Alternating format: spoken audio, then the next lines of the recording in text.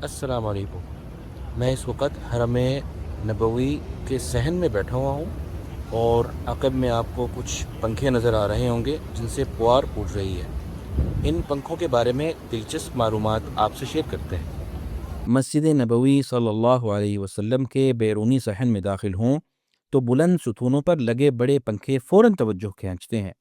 ये पंखे न सिर्फ गर्मी में राहत देते हैं बल्कि जदीद टेक्नोलॉजी का बेहतरीन नमूना भी हैं।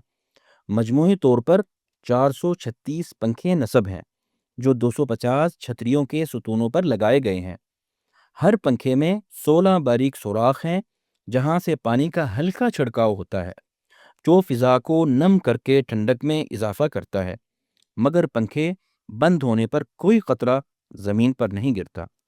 ये निज़ाम मुकम्मल तौर पर खुदकार है, यानी दर्जे हरारत और नमी के मुताबिक खुद चलता और बंद होता है।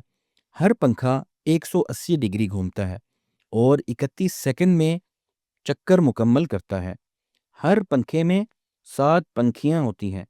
कुतुर 80 सेंटीमीटर, चौड़ाई 38 सेंटीमीटर, वज़न 120 किलोग्राम और ये ज़मीन से 3.5 मीटर की बुलंदी पर नस्ब होते हैं।